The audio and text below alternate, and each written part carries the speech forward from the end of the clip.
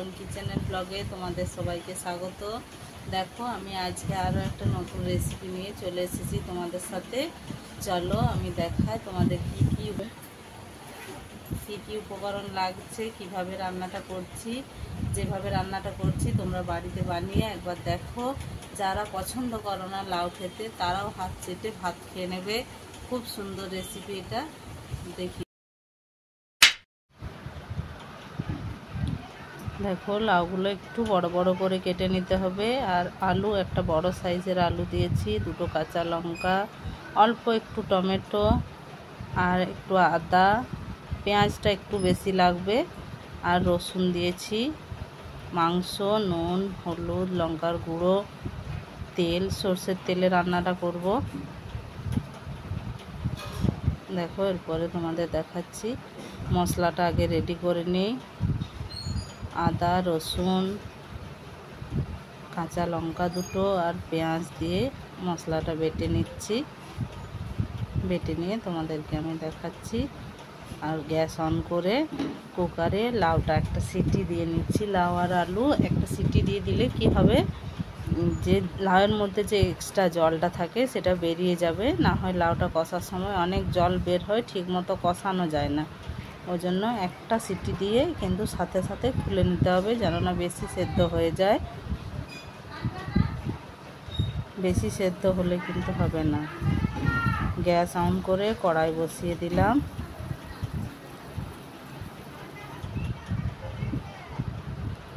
তেল দিয়ে দিলাম এর মধ্যে। তেলটা ভালোভাবে গরম হয়ে গেছে। এরপরে তেলের মধ্যে একটু পেঁয়াজ দিয়ে ভেজে নিলাম। যে পেঁয়াজটা কুচিয়ে রেখেছিলাম তার থেকে কিছুটা বেটেছি আর কিছুটা তেলের মধ্যে দিলাম। আর অর্ধেকটা টমেটো দিয়েছি। টমেটোটা কিন্তু লাউয়ের তরকারিতে বেশি না দিলেও চলে, যেহেতু মাংস দিয়ে হবে তাই অর্ধেকটা টমেটো দিলাম। আর 2 চামচ পেঁয়াজ আদা রসুনের পেস্ট, হলুদ, নুন আর লঙ্কার গুঁড়ো।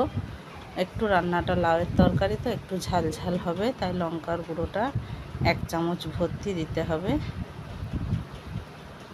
দিয়ে মশলাটা ভালো করে কষিয়ে নিতে হবে। 5 মিনিট মতো কষিয়ে নিলাম। কষানোর পরে এরপরে মুরগির মাংস যে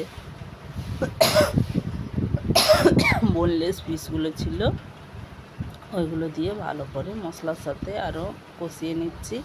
দেখো লাউটা সেদ্ধ করে জল ঝরিয়ে রেখেছি। এবার ওই মাংস কষানো হয়ে গেছে। কষানো মাংসর মধ্যে সেদ্ধ লাউটা দিয়ে দিয়েছি।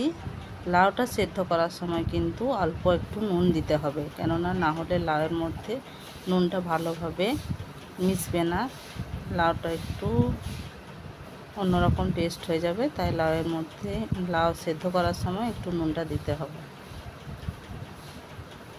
প্রায় আমার রান্নাটা রেডি হয়ে গেছে। দেখো, আর কিন্তু এর মধ্যে কোনো রকম জল দিতে হবে না। মশলা কষানো আর লাউ দিয়ে, লাউটা যেহেতু সিদ্ধ করা আছে তাই এর মধ্যে দেখো খুব ভালোভাবে মিক্স হয়ে গেছে। আর নামানোর আগে একটু গরম মশলা, শাহি গরম মশলা দিয়ে নামিয়ে নেবে। যারা লাউ খেতে পছন্দ করো না তারা এভাবে বাড়িতে বানিয়ে একবার দেখো। ভীষণ সুন্দর স্বাদ লাউয়ের, খুব ভালো লাগবে। দেখো রান্নাটা দেখেই বুঝতে পারছো তোমরা। আমার রান্না একদম রেডি হয়ে গেছে। এরপরে আমি গ্যাস অফ করে দেখাচ্ছি। দেখো লাউটা সেদ্ধও ভালো হয়ে গেছে, দেখতেও ভালো হয়ে গেছে। আর লাউয়ের মধ্যে কোনো রকম এক্সট্রা জল লাগবে না, ওতেই লাউ রান্না হয়ে যাবে। ভালো লাগলে লাইক করবে, কমেন্ট করবে আর আমার চ্যানেলটি সাবস্ক্রাইব করে দিয়ে আমার পাশে থাকবে। আসছি পরবর্তী ভিডিও নিয়ে।